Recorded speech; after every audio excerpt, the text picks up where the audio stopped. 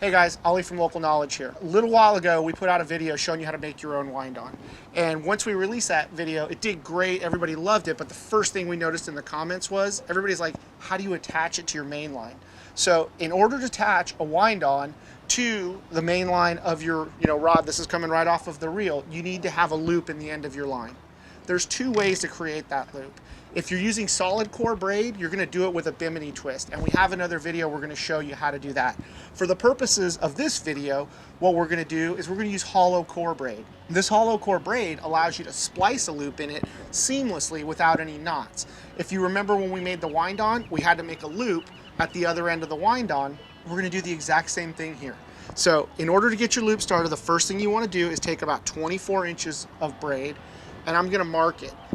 When I say mark it, I'm just pinching it so I've got a reference mark. Then I'm gonna take that existing line and I'm gonna make it into two 1 foot sections. About, it doesn't have to be perfect.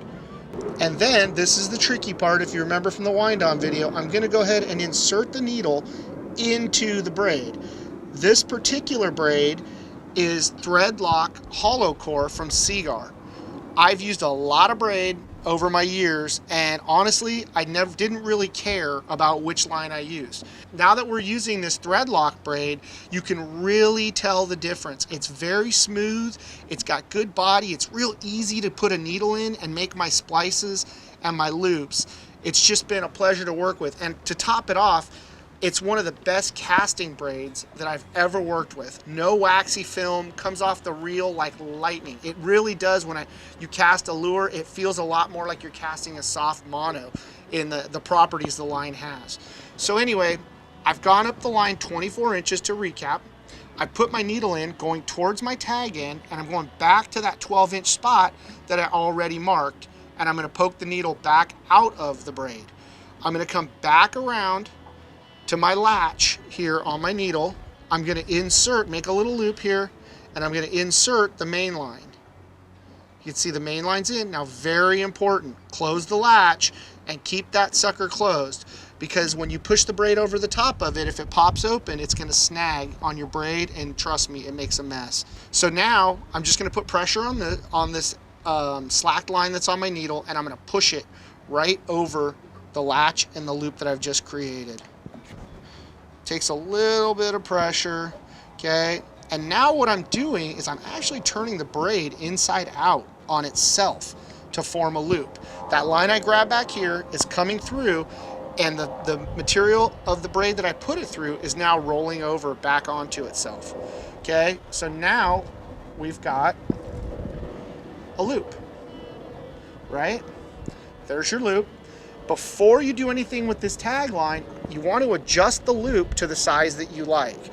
For me, I like to have it about like that. It just makes it easier to pass the wind-on through later on, okay? Now at the other end, I've got this tag line that I need to deal with. Really, really easy. I'm just gonna come back to the main line, go about a 1/2 inch away from where my tag lines, or from where my main line comes out of the standing line, and I'm just gonna open up the braid again. This time I'm gonna insert my needle now in the braid, going back towards your reel. Get the needle in, get it started. So once I get it started, I kinda wanna feed it onto the needle, again, in a straight line, because if it kinks at all like that, it's gonna wanna jump out. So as much of this as I can push onto the needle, going straight, and now I'm gonna pile up about another foot of line onto my needle, right? That's probably, I don't know, 14, 15 inches. I'm gonna jump out.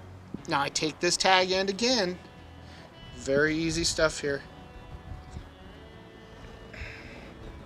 I'm gonna capture the tag end inside my latch once again, and now I'm gonna pull this tag end back into the braid. And what I'm doing is I'm essentially gonna hide this extra bit of line inside of here, and what that does is the tag end of the line is going into this loop that we roll back over, so now it's being grabbed using that Chinese finger cuff type effect where the woven braid will actually grab itself. It comes out and then it goes back into the main line, giving you sort of a double trap where it's coming in and out, so this thing can't move.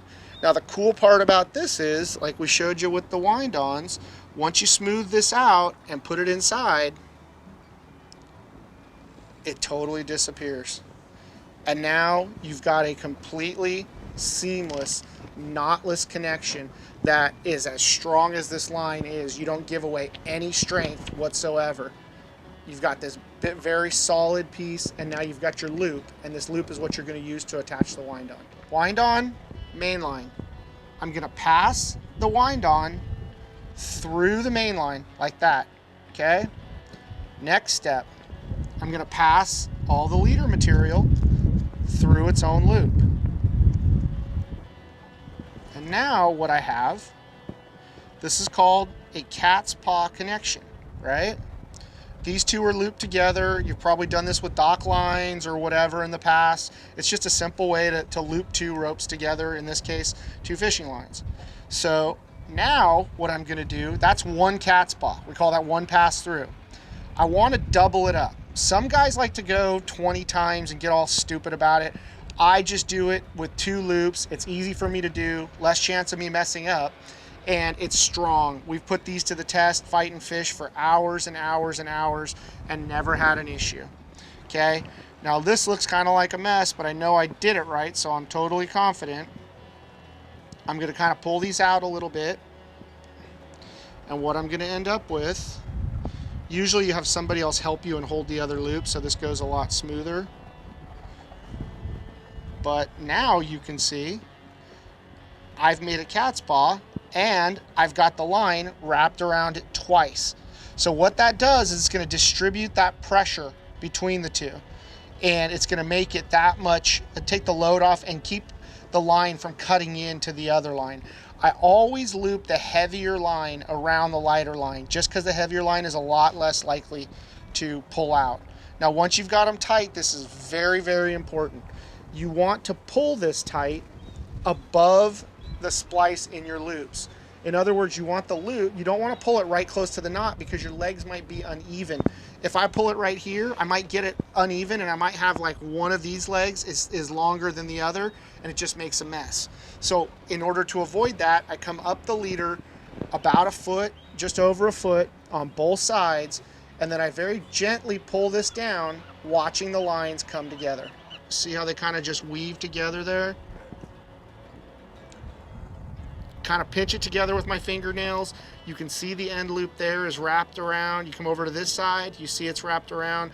Nobody's overlapping or anything.